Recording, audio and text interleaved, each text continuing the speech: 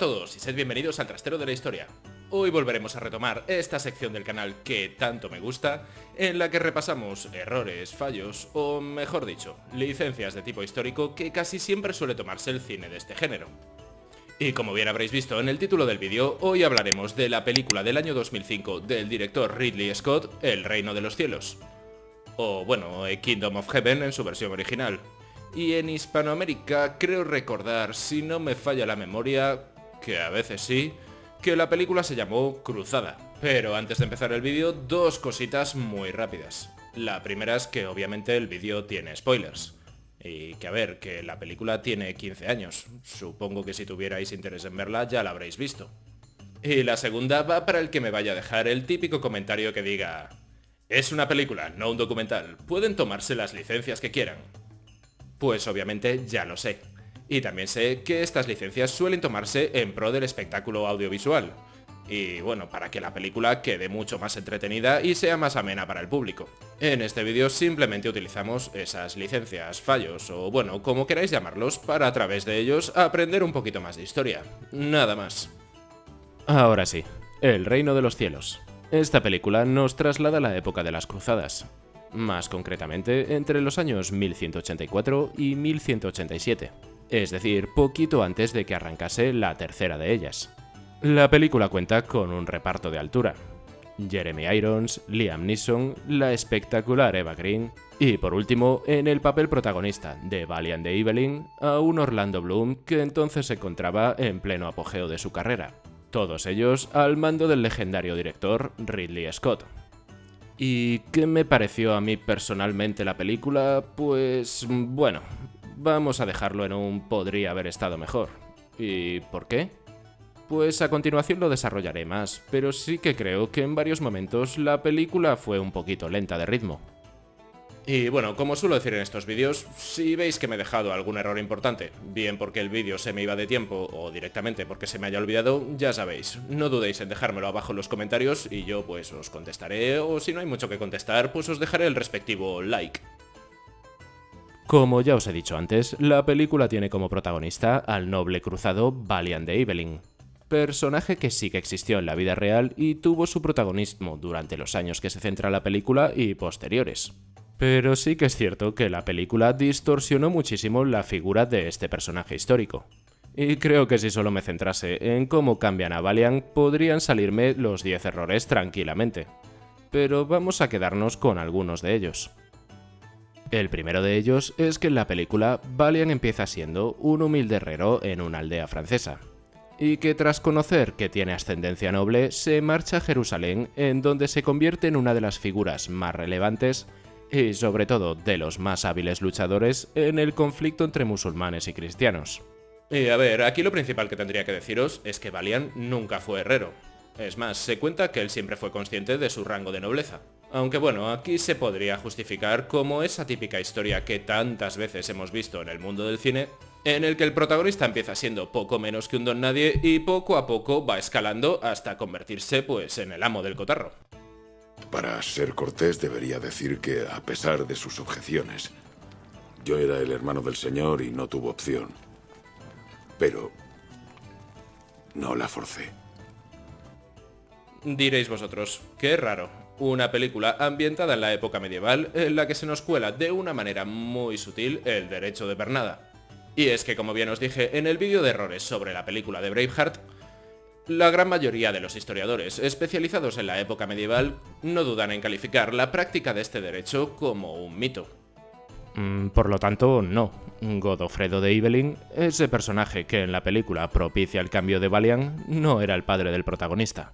Es más, el personaje que interpreta Liam Neeson es un personaje ficticio, probablemente inspirado en Godofredo de Bouillon, quien vivió varias generaciones antes que los hechos que narra la película, y fue primer gobernador de la ciudad de Jerusalén tras la toma de la ciudad por parte de los cristianos.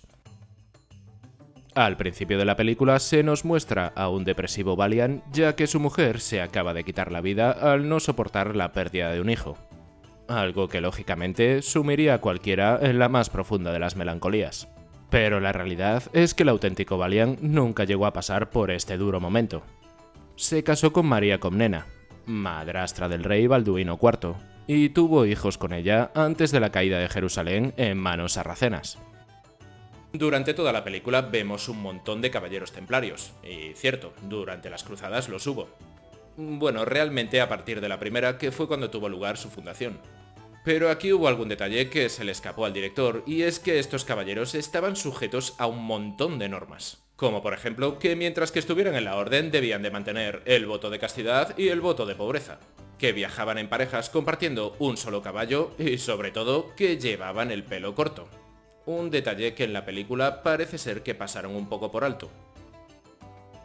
Otro de los grandes personajes de esta época, y también de la película, no es otro que el del rey de Jerusalén, Balduino IV, quien pasó a la historia como el leproso y también como el santo. En la película nos lo ponen como un gobernante que, a pesar de su juventud y de su enfermedad, es una persona inteligente, culta, que se deja aconsejar por sus mejores hombres y que desea una convivencia más o menos pacífica con los musulmanes.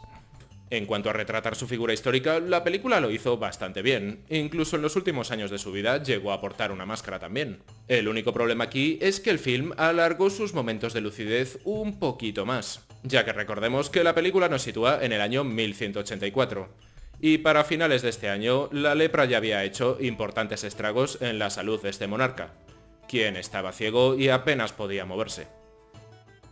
Otro personaje que se dio tanto en la historia como en la película fue el de Sibila, hermana del rey Balduino IV. En el film es interpretado por Eva Green, y que prácticamente desde que conoce al protagonista ya vislumbramos que ahí va a haber una historia de amor entre ambos, la cual obviamente termina ocurriendo. La realidad aquí es que Valiant y Sibila nunca tuvieron ningún romance o ningún lío, o bueno, como queráis llamarlo. O al menos no nos ha llegado nada parecido a través de ninguna fuente. Como he dicho antes, con quien se casó Valiant fue con la madrastra del rey Balduino y por tanto también madrastra de Sibila, María Comnena. Este fue un momento de la película que me descolocó bastante. Y es que cuando el ejército sarraceno avanza hacia el castillo de Kerak, Valiant llega justo antes con sus hombres. El problema aquí no es que llegue antes, sino que mientras que todos se están refugiando en la fortaleza, el protagonista realiza una acción que se nos intenta colar como valiente, pero yo personalmente la veo más bien estúpida. Y es que en el momento en el que el ejército enemigo lanza su carga, a Valiant no se le ocurre otra cosa que cargar directamente contra el enemigo estando en una aplastante inferioridad numérica. Y por si esto no fuera poco, en mitad de la carga se le ocurre dividir sus fuerzas. Algo que obviamente hace que el resultado de la escaramuza sea rápidamente favorable a los sarracenos.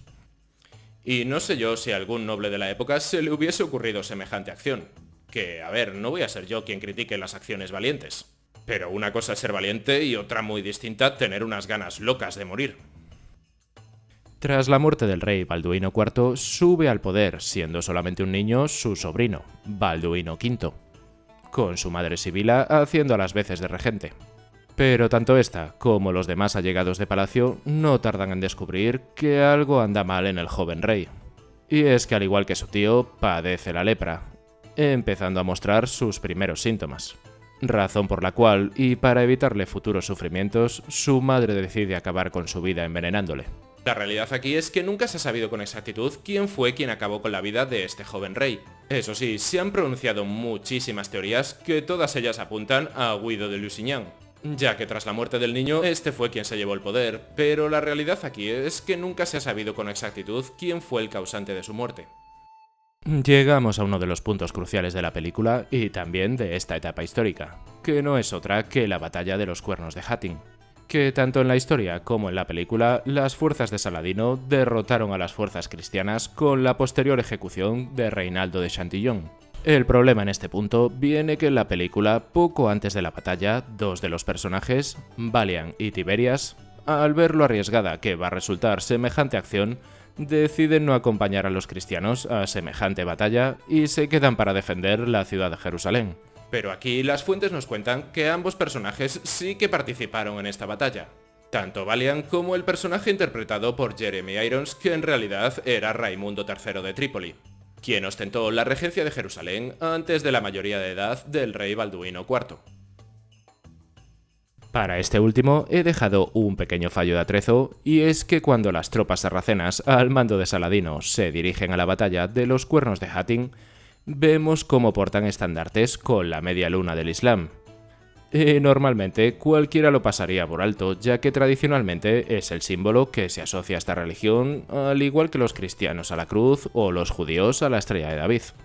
Pero recordemos que la película nos sitúa a finales del siglo XII, y el emblema de la media luna no apareció en las banderas militares islámicas hasta el siglo XV, es decir, unos 200 años después.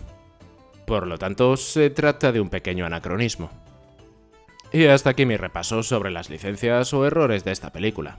Ya sé que me habré dejado varios por el camino, pero como bien os he dicho al principio del vídeo, si conocéis alguno más, no dudéis en dejármelo en los comentarios.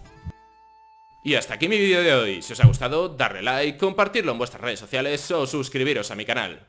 Y si no os ha gustado, pues como suelo decir en alguna ocasión, recomendárselo a alguien que os caiga mal para que se fastidie y se lo trague.